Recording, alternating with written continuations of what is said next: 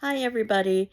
Welcome back to English 221, and this is for our class for Wednesday, the 25th, where we are moving into a new play, The History of Richard II.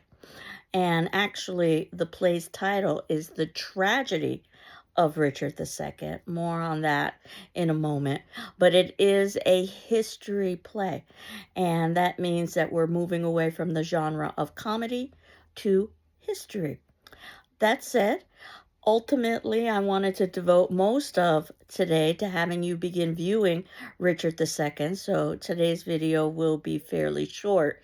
And today is also the date that I had identified for you to submit in your first paper about comedies. Now, that said, also, you don't necessarily have to hand it in today. I have rolling deadlines, but considering that we've gone through more than half of the semester at this point, it would be a very good idea for you to submit in a paper. As you know, you are able to rewrite this paper. So once you submit it in to me via PDF to my email, which is ruiz, R-U-I-Z, at gcc.mass.edu, because that's how my grading program works best. I will evaluate it, return it back to you. If you're content with your grade, you're done with the exercise. If not, you can rewrite that paper, incorporating my comments. And if you need further direction, you can reach out to me. And then submit in your revision along with the original evaluated paper so I can compare and contrast the two, and you would get the higher of the two grades. So I see this as a learning exercise, and you would have up to the ending of the semester in which to submit that. Now, paper number 2 is going to be very similar to paper number 1. Same suggested paper topic, but certainly you can create your own as long as you get the topic approved by me and it's based on one of the texts that we are reading in the class. And that's not to say that you have to have my topic, but certainly if it intrigues you, you can continue with that idea. Regardless of the topic you choose, the exercise is very similar to paper number 1, the distinction being that you're just writing about a different play. So for your second paper, you'd probably be writing about the history play, Richard II, or you would be writing about the tragedies. And the two tragedies that we are going to be reading this semester are Othello and Macbeth. So the history plays are very different from the comedies. We know that the history plays are based loosely, and that piece is important, loosely, on English history. So any play that's historical but is not based on British history would not be considered a history play. There was a standard history book of the time known as the Chronicles of Holinshed, which Shakespeare would have used to inspire him. But if you're a history buff, you will quickly get frustrated because you'll see that he oftentimes deviated from the history to serve his dramatic purposes. Now, chronicle plays are plays that basically tell a long story, much like in a chronicle. And Richard II is the first, at least in terms of chronology. And that's why we're beginning with Richard II. I kind of liken it to the Star Wars films, where you can watch one film and it stands as an independent story. But if you add them all together, what you've got is a much bigger saga. And the stories weren't necessarily created in chronological order, but you could certainly put them in chronological order so that you could have the story as a whole. The history plays gave audiences an opportunity to celebrate their patriotism for being part of Britain. It was also an opportunity for playwrights to make political commentary, which would be incredibly dangerous during the time period. So we know it was a fairly open time period to discuss issues like violence or sexuality, but making the wrong political statement could get you not only into political trouble, but it could even result in death. That's not to say that Shakespeare didn't make political commentary, he just hid it very well. What Shakespeare would oftentimes do is make political commentary about his current time through the history plays which examine history from the past in Britain. So if you see parallels, those are deliberate, but he could easily say, well, that was not my intention. Lots of darkness, lots of death. The mood will be very different. Lots of indoor scenes, a sense of claustrophobia. They will be very complex with many characters. And if you like politics, you'll probably like the history plays because they're very political. That said, if you don't like politics, try to simplify it by perhaps comparing it to our own political system. So I know that we don't necessarily have the same system that Britain would have had during this time period. That said, just substitute a few names. And what is fascinating, in my opinion, is regardless of the political power in place in our politics, it seems to work quite nicely. And I've been doing this for many, many years. So you could think of Richard perhaps as the president of the United States. And you can think of, well, the Queen as the president's wife. And you can think of the other characters as the president's advisors. And some are closer to the president than others, and some have more influence than others. And there will also be factions with people who disagree, and some people will be trying to overthrow the current power in place. And just because we are told something is populist by one of our representatives, that doesn't necessarily reflect their true intent. A lot of it is showmanship. So hopefully that will help you as you go through Richard II and all of its political intrigue and all of its shifting alliances.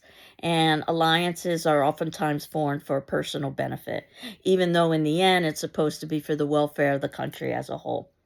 The king would be seen as a kind of godlike figure. So if you remember the chain of being where everything has a ranking, God would be at the very top of the chain of being. In other words, or I should say, yes, God would be at the very top of the chain of being and the angels. And then after that would be the king. The king would be seen as God's mouthpiece, in effect, on earth. So one should never challenge the king. And of course, in Richard II, what do you do when you've got a king who's corrupt? And the king is supposed to be a representation of God, so you don't challenge. However, if the king is destroying the country, how can you not challenge? That's the central question in Richard II. If you want to know a little bit about the actual history of Richard II, because Richard II did indeed exist, he was a boy king. Basically, his advisors ruled for him until he came of age. And when he came of age, he basically abused the power of the throne. And there are lots of different stories at this point as to what happened. That there was someone named Bolingbroke who, in one way or another, managed to gain control of the throne. Some of the stories say that Bolingbroke accused Mowbray of treason. Other stories say it's the other way around. We do know that in the play, Richard II, Bolingbroke does accuse Mowbray of treason. So that was the dramatic direction that Shakespeare chose. And some of Shakespeare's most famous speeches are in the history plays. Now, the history plays are long, and one of the commentaries in the history plays is that you've got a lot of talk and very little action. Perhaps there might be parallels with our own political system.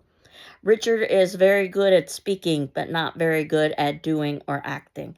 In fact, Richard really has the soul of a poet. He has some of the most beautiful speeches in the play. So, there are lots of different adaptations, as you know, that we can watch about Shakespeare. And we began the semester by watching something from the reconstructed Globe Theater. And then we moved forward and we saw a Hollywood production. So for this play, which can be very challenging, I wanted to show you a production that is very accurate to the text itself. This is quite an interesting story. The BBC, a very esteemed media company in Britain, had this very ambitious project to bring the arts to the general populace. And in the 1970s and 1980s, they basically filmed all of Shakespeare's plays as closely as possible to the text itself. Because one of the challenges of adaptation is what pieces are you going to keep or what pieces are you going to omit because of the length of the play. And also just because of the complexity of the language for contemporary audiences. So, if you ever want to see a version that is as accurate can be in terms of the text, you would see a BBC production. All of the plays are done, but we are going to focus on watching Richard II.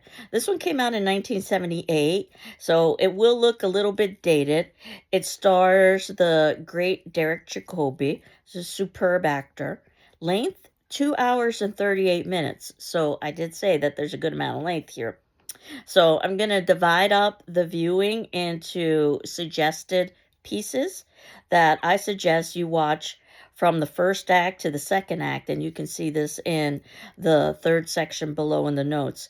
That would put you at minute 54:45, and that would be a natural break. Certainly you can watch less, certainly you can watch more. We're going to do this over the next several classes so that you would have seen the performance in its entirety.